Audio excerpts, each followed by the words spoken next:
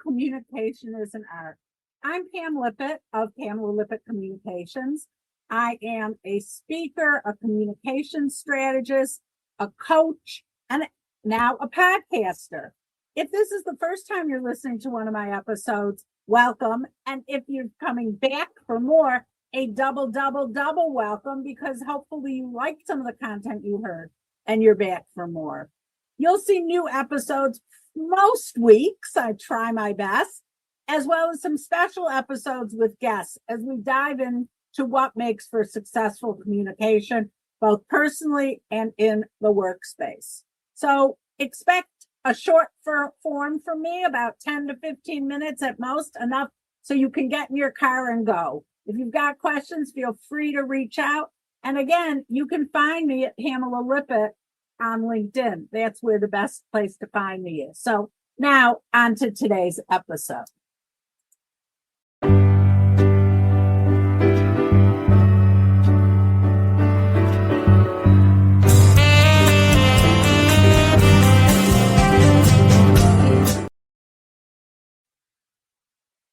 Hey, it's Pam from Communication is an Art, back to you with another episode of my podcast. So I'm going to be really transparent in today's recording, in today's episode.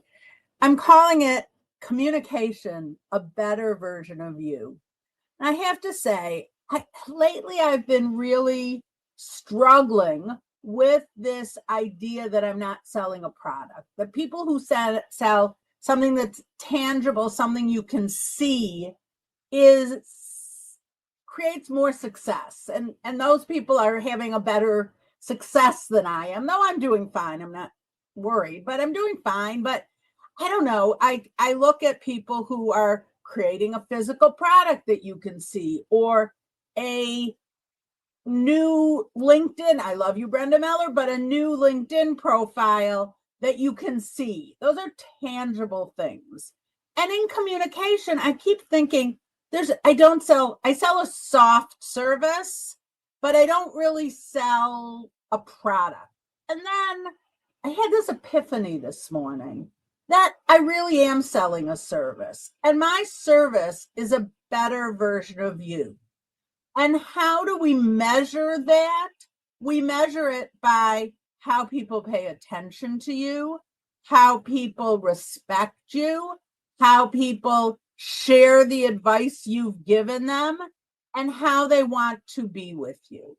So those are the four things, and I probably won't remember all four because I don't write out notes and ideas and whatever. But so it's all off the top of my head. But that was kind of my morning thoughts. That yes, communication is a soft skill, but it's really something that's tangible.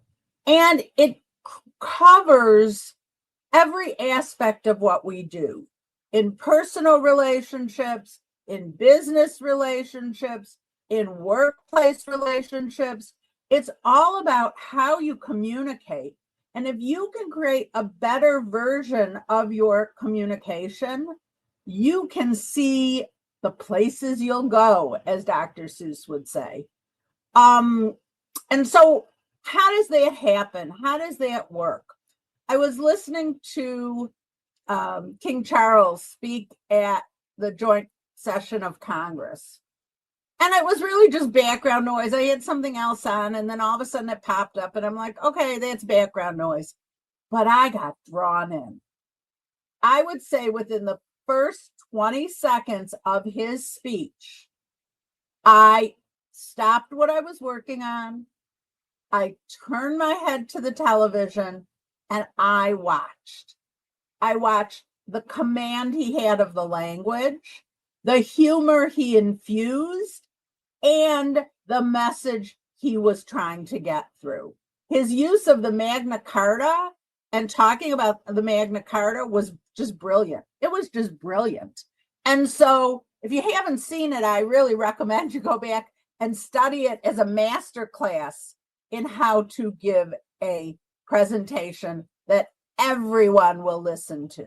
And yes, it was written, and they said he did not stray from his speech at all, and that's okay, because when you're in that kind of environment, boy, do you want every word to count and every word to make a difference. So that's how we should all look at how we present in different rooms or different places we go. Whether it's networking and we want to draw someone in, don't ask the regular "what brought you here" question. Ask something that's really identifying to you and the relationship you want to build. So if you're, for example, networking between sessions at a convention and you saw that there was a person who raised their hand but didn't get called on, it's one of the my favorite tactics is to go up to that person, introduce yourself, and then say, I wanted to know what question you wanted to ask. I'm not really that good, though I've become better at asking questions at the end of like breakout sessions and things. I've become better, but I had to really learn how to do that. That question, I'm going to guarantee you, no one else is going to ask. What was your question going to be? And that can create a conversation that's different than any other conversation.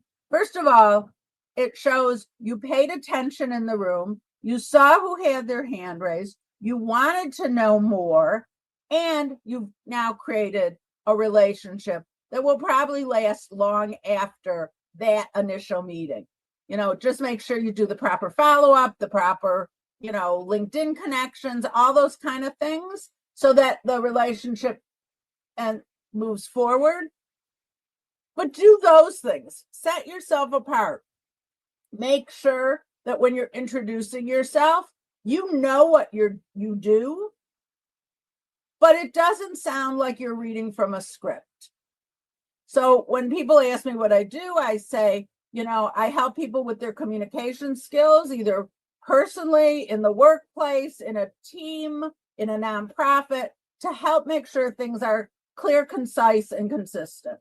Now, I'm not reading that from anywhere, and every time I say it, it's a teeny bit different, but it's the same message. I'm consistent with my message. How do you introduce yourself? Does your team introduce themselves with that same message? That's one of the favorite leadership workshops I do for companies, is how you introduce yourself with your company. When you leave somewhere and there's been 5 employees of that company, do people think they've met 5 different companies, or do they think they've met 5 different people from one company? You need to strive for the latter, but you need to help people get there. That doesn't just happen out of the breeze. So using those things for intention and measuring the responses. Do people connect with you on LinkedIn after you do that? Do they engage you in further conversation? Do they want to know what you think about things? Creating that dialogue, leaving space for that other person. I talk about leaving space all the time. Those are the things that I have decided are the measurable attributes of what I do. So maybe this is more commercially than most of my podcasts, but that's okay. If you want to have a better impact, if you want to create bigger dialogue, if you don't want people to leave your company because you're educating them, that's where I come in. That's what I do. I help you create that consistency so that everyone feels better, listens to each other, and comes away with so much better of an understanding. I have to say, I'll go back to good old King Charles III. I'm not a huge fan. I'm not a huge fan of the kings and queens, and I can't give you their lineage and all their stuff. But he made me stop. He made me rethink what I thought about him. Okay, I still have some other thoughts, but what I thought about him as king totally changed yesterday because of how he presented himself, how he communicated not only with the audience in the room, but really the global audience listening to him speak. So if you want to be like King Charles and have people stop and listen and pay attention, you've got to follow those things that people want to hear.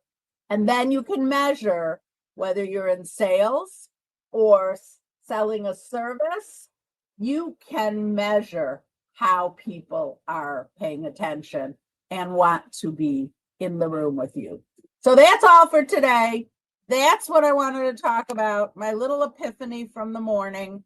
And we'll be back next week. Have a good one, folks.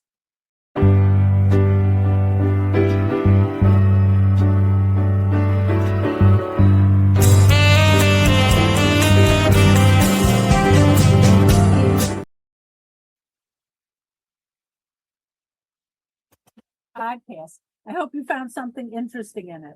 I wanted to share with you a new offering from my company, Pamela Lippitt Communications.